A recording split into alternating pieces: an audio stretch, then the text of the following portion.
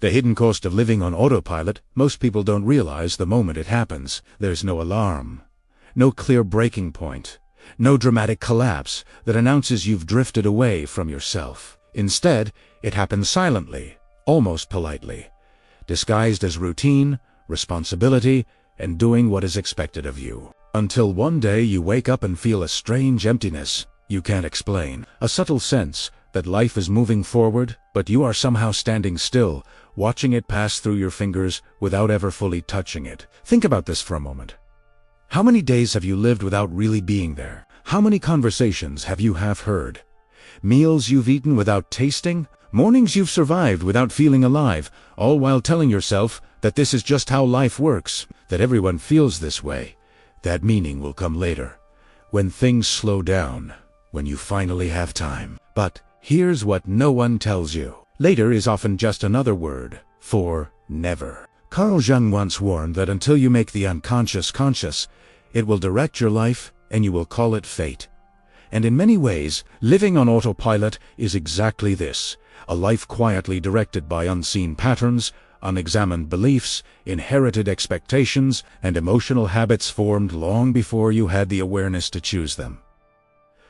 You are not lazy. You are not broken. You are not weak. You are asleep. And the hidden cost of that sleep is far greater than most people ever realize. Because the price of living on autopilot is not just dissatisfaction or boredom. It is the slow loss of agency.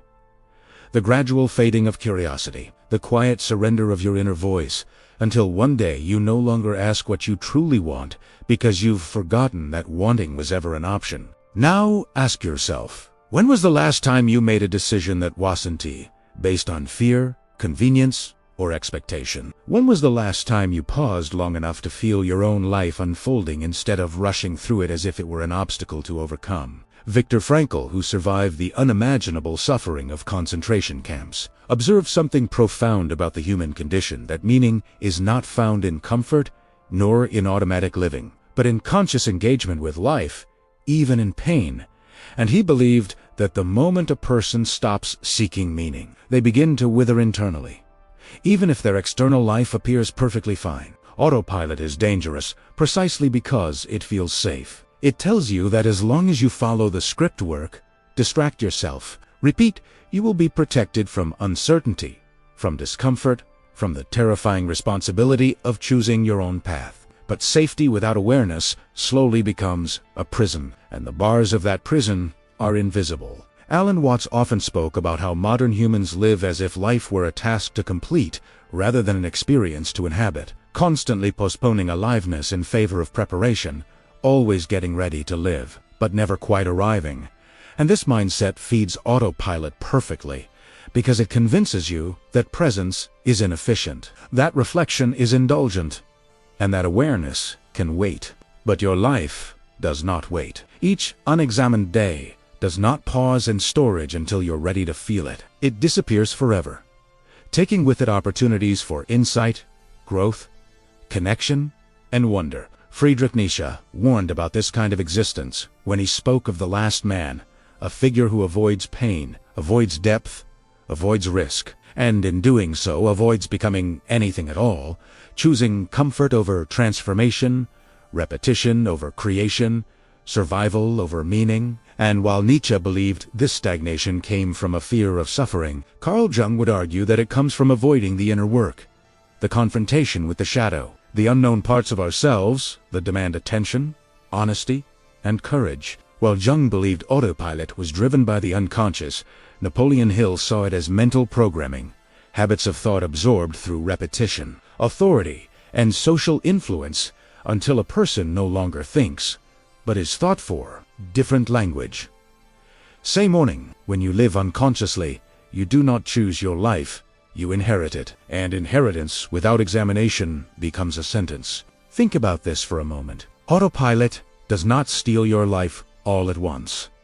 It steals it in fragments. It takes your mornings by filling them with urgency instead of intention. It takes your evenings by numbing you with distraction instead of reflection. It takes your relationships by replacing presence with performance. It takes your dreams by convincing you they are unrealistic, irresponsible, or selfish. And perhaps most tragically, it takes your inner dialogue, replacing curiosity with judgment, wonder with cynicism, and self-trust with constant doubt. But here's the quiet truth beneath all of this. Autopilot is not your enemy.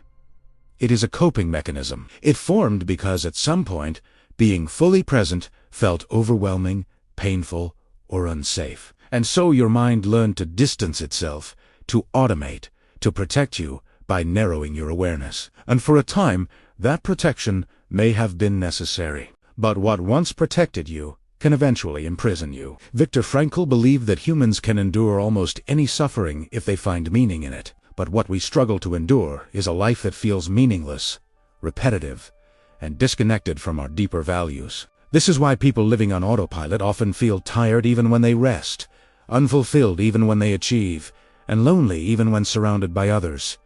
Their body is present, their schedule is full, but their soul is starving. Now ask yourself, what are you avoiding feeling by staying busy? What questions are you postponing by staying distracted? What part of you is quietly waiting to be acknowledged? Carl Jung believed that the psyche demands wholeness, and when parts of ourselves are ignored, for too long they don't disappear.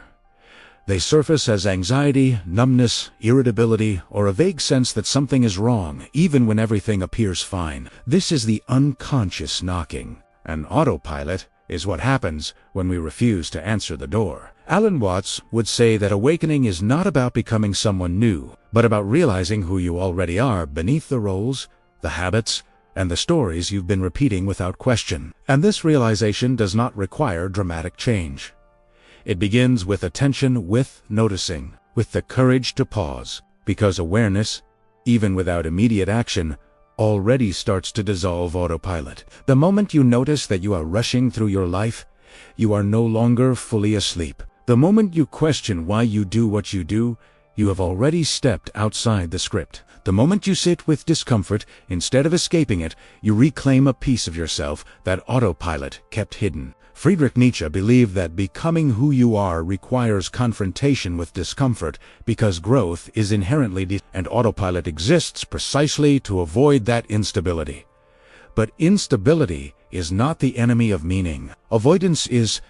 Meaning does not emerge from perfect routines. It emerges from conscious engagement, from choosing presence over prediction, from meeting life as it is, rather than how it should be. So what is the hidden cost of living on autopilot?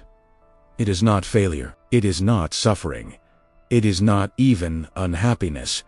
The true cost is unrealized life, a life lived without depth.